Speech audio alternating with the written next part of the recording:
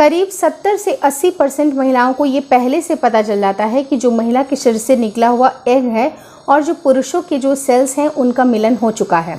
उनको कुछ ऐसे लक्षण सामने नज़र आते हैं जिसको वो इग्नोर नहीं कर पाती हैं। तो आज उन्हीं लक्षणों के बारे में बातें करूंगी। वीडियो काफ़ी इन्फॉर्मेटिव है, प्लीज़ शुरू से लेकर लास्ट तक ज़रूर देखिएगा। नमस्कार दोस्तों, मेरा नाम हर्षिता वर्मा है और आपका मेरे चैनल ट्विंस माय वर्ल्ड पे बहुत बहुत स्वागत है। आपकी प्रेगनेंसी को कंसीव होने के लिए 3 फैक्टर का होना ज़रूरी होता है। पहला तो जो महिला के शरीर से निकला हुआ जो अंडा है वो, और साथ ही साथ जो मिल्क के सेल्स हैं उनकी गुणवत्ता अच्छी होना।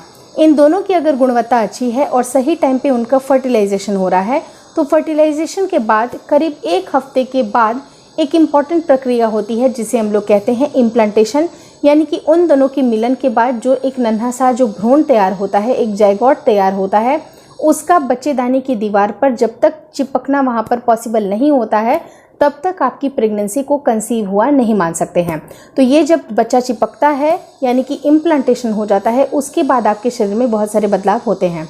क्योंकि जैसे ही महिला का एग और जो पुरुषों का जो सेल्स होता है वो जब मिलन होता है तो एज सच बहुत बड़े चेंजेस नज़र नहीं आते हैं, लेकिन बहुत सारी महिलाएं अगर उनकी सेकंड प्रेगनेंसी है तो उनको ये चेंजेस बहुत ही जल्दी नोटिस हो जाते हैं। लेकिन अगर वो अपने शरीर का अच्छी तरह से ध्यान रखती हैं तो करीब 1 हफ्ते के बाद इम्प्लांटेशन की प्रोसेस होती है और 1 हफ्ते के बाद ही उनको आपकी प्रेगनेंसी के जो लक्षण होते हैं वो नज़र आना शुरू हो जाते हैं। तो उन प्रेगनेंसी के जो लक्षणों में सबसे इम्पॉर्टेंट पार्ट होता है बहुत ही, जैसे कि आपके शरीर में बहुत सारे बदलाव हो रहे हैं। क्योंकि प्रेगनेंसी कोई बहुत छोटी चीज़ नहीं है, एक बहुत बड़ी चीज़ है।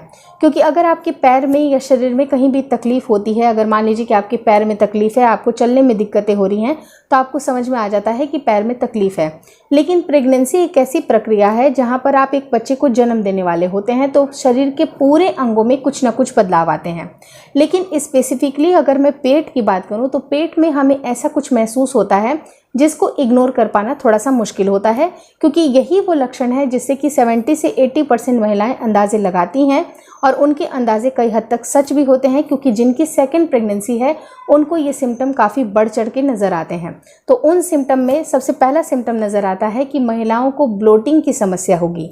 ब्लोटिंग यानी कि उनको गैस जैसा फील हो सकता है। कई बार महिलाओं को काफ़ी ज़्यादा फार्ट यानी कि गैस पास भी हो सकती है और कई बार गैस अंदर ही अंदर ट्रैप रहेगी। मतलब आपको अंदर ही अंदर फील होगा कि आपको गैस महसूस हो रहा है लेकिन वो रिलीज़ नहीं होता है कई बार, या फिर कई बार आपको ढकार, अपच भी महसूस हो सकता है। क्योंकि इस टाइम पे जब अगर आपका प्रेगनेंसी कंसीव होता है तो प्रेगनेंसी कंसीव होने के बाद से आपकी मेटाबॉलिज्म स्लो हो जाती है, आपकी डाइजेशन भी स्लो हो जाती है। तो डाइजेशन अगर आपकी स्लो होगी, अच्छी तरह से आपका खाना नहीं पचेगा तो अपच की समस्या, डकार भी आ सकती है, गैस फील हो सकती है, फार्टिंग भी हो सकती है। तो ये सारी चीज़ें कंटिन्यूसली आपके शरीर में दिखाई देंगी, वो भी इम्प्लांटेशन के तुरंत बाद। क्योंकि इम्प्लांटेशन के बाद से आपके हार्मोन में काफ़ी तेज़ी से बदलाव आते हैं और ये ऐसे बदलाव होते हैं जो कि बाकी शरीर के भी अंगों में दिखाई देते हैं, जैसे कि ब्रेस्ट हुआ, या फिर आपको सर में भी परेशानी हो सकती है, सर दर्द भी हो सकती है और बाकी बहुत सारे अदर सिम्टम हैं। लेकिन पेट में आपको दूसरी और भी चीज़ नज़र आएगी, जैसे कि कॉन्स्टिपेशन भी आप फील कर सकते हैं। जो दूसरा बहुत बड़ा लक्षण होता है वो महिलाओं को कॉन्स्टिपेशन भी फील हो सकता है। तो कई बार अगर आप बिल्कुल नॉर्मल डाइट ले रहे हैं, कहीं पर भी कोई ऐसा नहीं है कि आपने जंक फूड खा लिया तो आपको अपच हो गई, आपकी नॉर्मल हेल्दी लाइफ स्टाइल में भी आप अपच फील कर सकते हैं या कॉन्स्टिपेटेड फील कर सकते हैं। तो कॉन्स्टिपेशन से बचने के लिए आप ज़्यादा पानी का सेवन कर सकते हैं। क्योंकि जितना ज़्यादा आपके शरीर में वाटर का लेवल सही होगा उतना बच्चे की ग्रोथ के लिए भी ज़रूरी होता है। हेल्दी डाइट को लेना शुरू कर दीजिए। हाई रिच फाइबर कंटेंट, जितने भी फाइबर कंटेंट रिच जो फूड होते हैं उनको लीजिए, फल लीजिए, दालें लीजिए, जो कि आपकी प्रेगनेंसी को सपोर्ट करती हैं। क्योंकि सही मात्रा में अगर आप प्रोटीन का सेवन भी करती हैं उससे भी आपकी प्रेगनेंसी को सस्टेन करने के लिए मदद मिलती है। और एंडोमेट्रियम की जो थिकनेस होती है उसको बढ़ाने के लिए ऑलरेडी मैंने एक वीडियो बनाई हुई है जिसकी लिंक मैं आपको एंड स्क्रीन पे डाल दूंगी, जिसको आपको देखना नहीं भूलना है क्योंकि ये सारे इंपॉर्टेंट वीडियो की लिंक है।